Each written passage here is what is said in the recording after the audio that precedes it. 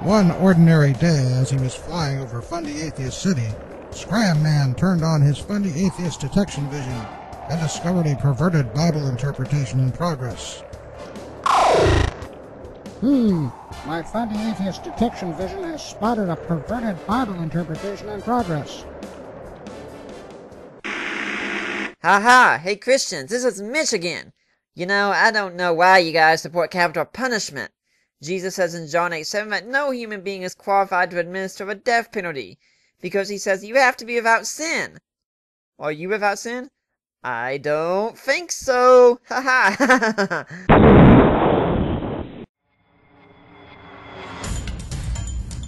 Oh no, it's Scramman and his dulcimer of doom. That's right, Fundy Atheist. Repent of your perverse exegesis now.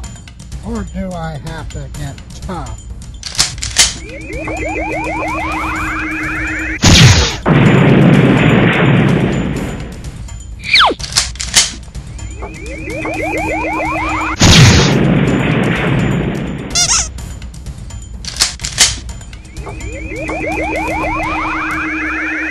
Oh dear. There he goes again, pretending to be a Bible scholar. Let's set him straight, shall we? All I'll be concerned with here is whether John 8:7 speaks against capital punishment. Other aspects of Mitch's vid I have less or no dispute with, and so I won't be bothering with them. But when it comes to John 8:7, Mitch says he sees no way around this passage as working against capital punishment. Well, Mitch, sorry you're so stupid and all, but the point of John 8:7 isn't that only sinless people can perform capital punishment. To get what the point really is, we need a much broader informing context. At the time of Jesus in Palestine, Rome was in charge. One of the ways they showed they were in charge was that they declared the exclusive right to perform judicial executions. As in the case of Jesus later, local bodies like the Sanhedrin could try cases and recommend the death penalty. And there were inevitably times when mob justice overstepped that restriction. But overall, capital punishment was strictly Rome's domain. Now in light of this, John 8 is just another version of the shenanigans the Pharisees tried to pull in the parable of the coin, where they tried to get Jesus stuck between the two poles of Jewish religious demands and Roman power. On the one hand, if Jesus had said, "No, don't stone her," then they could have spread around the slander that he disrespected Jewish law. On the other hand, if Jesus had said, "Yeah, go ahead, stone her," then they could have reported him to Rome for preaching sedition.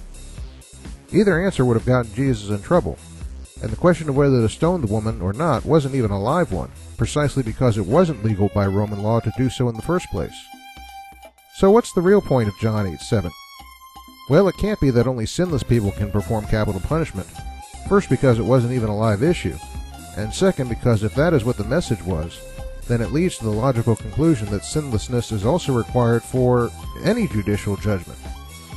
After all, if having sin in your life means you can't execute someone, why should that be limited to capital cases, and not also include sentencing someone to even 30 days in jail for littering? Really, there's nothing in the text or in the background that says the reason for what Jesus said is some sort of prescription uniquely against capital punishment. But there is something in the text and background that does tell us what's going on. First, as we've seen, this incident was contrived as a test to trap Jesus. It wasn't a case of concerned citizens making an arrest for the sake of justice. According to the law, a witness had to be of good character, and given that this whole setup was nothing but a trap, the Pharisees and scribes had already disqualified themselves as witnesses. For that reason, it's pretty clear that when Jesus says he who is without sin, he's not saying he who is 100% sinless forever, but rather means whoever among you is without sin in terms of the matter at hand. Now, common sense and contextual interpretation tells us that this is a far better reading than the one Mitch offers. But if you're a fundy atheist like he is, who thinks the plain reading of the text should be followed, here's one more blow to that fantasy reading. The word translated without sin is this one. And as it happens, this is the only place it appears in the New Testament. However, it does appear in a few places outside the New Testament, and one particularly helpful reference is the so-called letter of Aristeas, verse 252, where it says the following.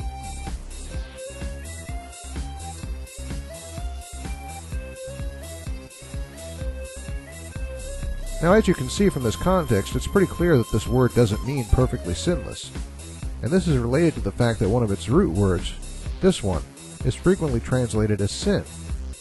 Literally, though, the word means miss the mark, and although sinning is an obvious way to miss the mark, the usage in the letter of Aristeas is an example of how else it can be missed, by being injudicious in judgment. And so, in this light, Jesus' message in John 8:7 is simply this: anyone who comes with this accusation against this woman, knowing he has acted judiciously and done the right thing, they can start the stoning, because they're the only ones qualified to judge. But since the Pharisees had come on specifically false pretenses, that made them all disqualified to lift a finger, or a stone for that matter. So what's that mean for Mitch this time? Well...